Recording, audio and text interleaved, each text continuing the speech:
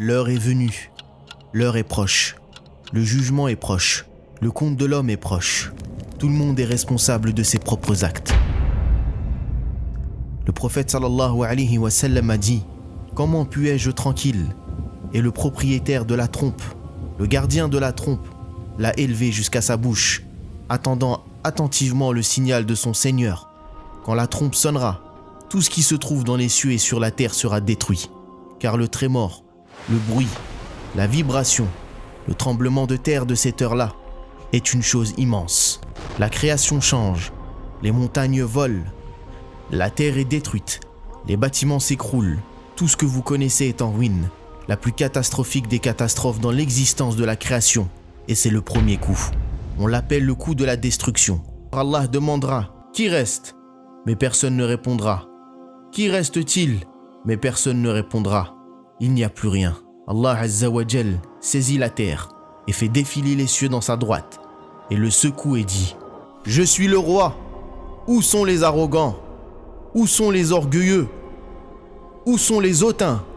Je suis le roi. Où sont les rois de ce monde? À qui appartient la domination aujourd'hui? Qui est le propriétaire des cieux et de la terre aujourd'hui? À Allah, le Seigneur de l'honneur et de la grandeur. Il n'y a rien d'autre qu'Allah. Il n'y a rien d'autre qu'Allah. C'est comme ça que ça a commencé. Et c'est comme cela que ça va finir. Rien de vivant sauf subhanahu wa ta'ala. Et puis après une période de 40 ans, Allah fera descendre une eau du ciel, grâce à laquelle les gens pousseront comme poussent les légumes. Tout le corps de l'homme disparaîtra, à l'exception d'un seul os, à savoir le coccyx. C'est à partir de cet os que les hommes seront ressuscités le jour de la résurrection. Il ressuscitera ainsi Israfil, donc le souffleur de la trompe, sera ressuscité. Il s'élève et ensuite il dira « Souffle encore » et il soufflera encore. Ils seront debout et regarderont quand la terre se met à trembler et sort le lourd fardeau qu'elle portait, comme le corps des milliards de personnes qui sont venues et parties. Ils seront ressuscités. La terre est une terre différente. Le sol est blanc. Comment sont-ils ressuscités? Le prophète sallallahu alayhi wa sallam a dit « Pieds nus, nus, non circoncis ». Donc Aïcha radiyallahu anha a dit « Ya Rasulallah, sommes-nous nus? Les hommes seront nus.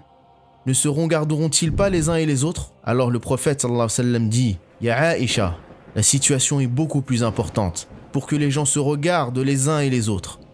Et quand ils sortent de leur tombe, il y aura l'obscurité et vous verrez certaines personnes entourées de lumière. » Ibn Mas'ud radiyallahu anhu a dit « Votre lumière dépendra de la quantité d'actes que vous avez accomplis. Certaines personnes viendront avec des lumières énormes. La lumière de certaines personnes sera suffisante, juste pour elles-mêmes. Et certaines personnes seront telles une bougie qui s'allume et s'éteint. Comme certaines personnes seront ressuscitées et ne peuvent pas se lever. Ceux qui mangent l'argent de l'usure, l'argent de la riba, ils ne pourront pas se tenir debout. Puis vous verrez une autre personne poussée par des enfants. Il a mangé leur argent, leur richesse. Ils étaient orphelins. Il leur a fait du tort.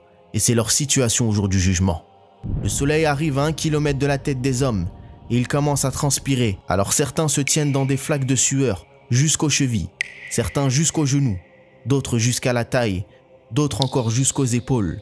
Certaines personnes seront noyées dedans, en fonction du mal qu'ils auront fait. L'humanité panique et la peur est immense, et la chaleur est insupportable, et la sueur recouvre les gens. Ils diront « Oh les gens, vous voyez votre situation? Vous connaissez notre calamité. Vous savez ce qui nous est arrivé. Allons trouver quelqu'un pour intercéder en notre faveur. » Ils se dirigeront vers Adam. Adam répondra « Nafsi, nafsi. J'ai mangé de l'arbre interdit et j'ai désobéi. Allez donc voir Nuh. Jamais Allah n'a été autant en colère qu'aujourd'hui. Je ne peux rien lui demander. » L'humanité tout entière se dirigera alors vers Nuh pour qu'il intercède auprès d'Allah et lui demande de commencer le jugement. « Oh Nuh, toi qui as été sauvé par Allah, intercède auprès d'Allah pour qu'il commence le jugement. » Nuh répondra « Nafsi, nafsi, j'ai déjà demandé à Dieu ce dont je n'avais pas à l'interroger, et il m'en a blâmé. Et je n'espère qu'une chose, c'est qu'il me pardonne. Allez voir donc Ibrahim. » L'humanité se dirigera alors vers Ibrahim alayhi salam. Ibrahim répondra « Nafsi, nafsi, j'ai menti 3 fois. Allez voir Moussa. » Moussa dira « Nafsi, nafsi, j'ai tué un homme.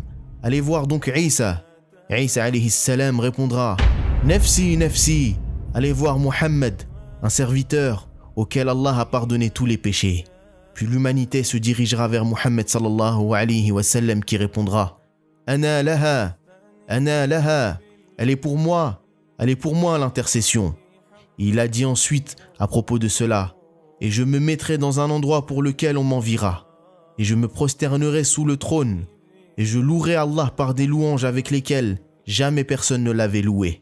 Il me répondra « Lève-toi, Muhammad, parle, on t'écoutera. Intercède, tu seras exaucé. Demande et tu obtiendras. Et je dirai « Tu m'as promis l'intercession. Alors permets-moi d'intercéder pour tes créatures, pour que le jugement commence. » Alors Allah dit « Je viendrai et commencera le décompte.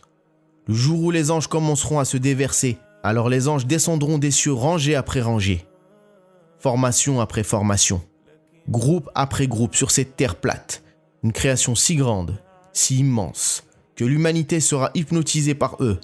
Et ils diront « Est-ce que c'est notre Seigneur ?» Alors les anges diront « Non, non, il viendra d'une manière digne de sa majesté. » À ce moment, la partie la plus dure du jour du jugement vient, la venue du feu de l'enfer, qui est retenu par 70 000 chaînes. Chaque chaîne est tenue par 70 000 anges. Il n'y a pas de scène plus terrifiante, le jour du jugement, que cette scène. Et quand le feu de l'enfer arrivera, toutes les créations d'Allah tomberont à genoux. Tout ce qu'ils se diront, c'est « Oh Allah, protège-nous » et l'humanité se dirigera vers la terre où ils se tiendront devant Allah subhanahu wa ta'ala et seront rendus responsables de leurs actes. Leur livre commencera alors à apparaître et leurs livres leur seront donnés. Ils seront alignés sur une ligne. Il n'y a pas un mot qui est prononcé.